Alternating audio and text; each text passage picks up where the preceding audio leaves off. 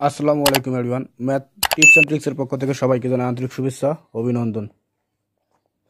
এখন আমরা দেখব ভগ্নাংশের ঐকিক, অর্থাৎ বিভিন্ন প্রতিযোগিতামূলক পরীক্ষায় ভগ্নাংশের ঐকিক নিয়মের অঙ্কগুলো এসে থাকে।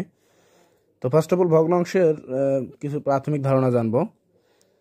তো উপরে যে ভগ্নাংশটি দেখতে পাচ্ছেন এখানে 3/4, অর্থাৎ এখানে 3 হচ্ছে লব এবং 4 হচ্ছে হর, ঠিক আছে।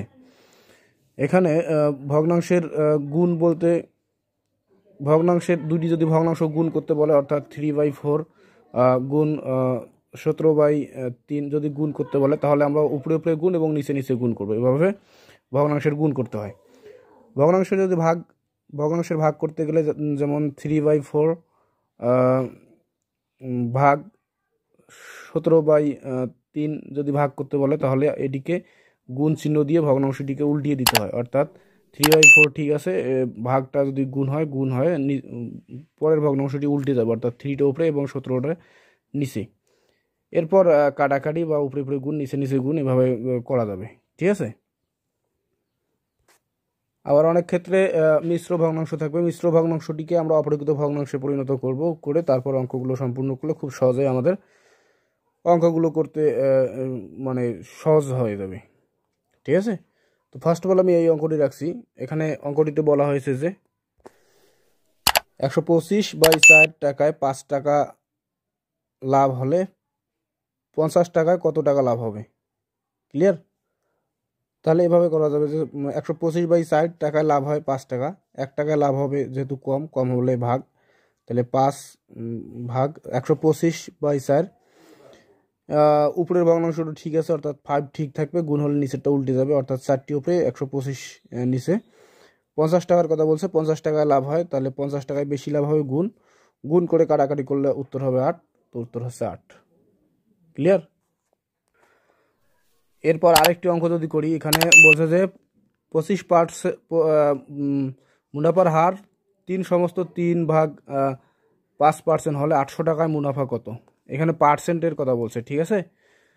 তাহলে 100 টাকায় লাভ হয়, 100 টাকায় মুনাফা, তাহলে এই পার্সেন্টটা যদি আমরা ভাঙি এরকম করি, 3 আছে 12, 12-এর সাথে যদি 3 যোগ করি 15/4, অর্থাৎ সমস্তটাকে ভাঙে নিলাম।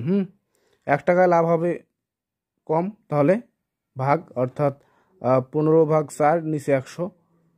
তো এদিকে উল্টিয়ে লিখবো এরকম, 15/4 গুণ হলে নিচেরটা উল্টে যাবে, অর্থাৎ 100 নিচে 1 আছে, 1টা উপরে, নিচে 100, ঠিক আছে।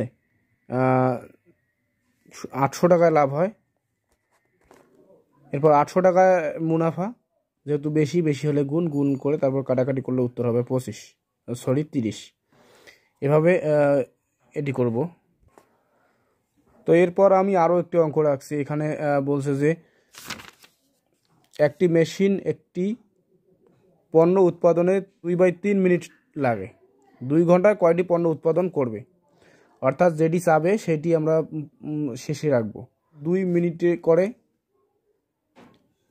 করে একটি, 1 মিনিটে করে 1 গুণন, এটি উল্টিয়ে গুণ করছে একদম, 3 উপরে নিচে 2, আর 2 ঘন্টা বা 100 ঘন্টা, যেহেতু এখানে ঘন্টা রাখা যাবে না, এখানে মিনিটে আনতে হবে। 1 ঘন্টা সমান 60 মিনিট, তাহলে 2 ঘন্টা সমান 120 মিনিটে করবে।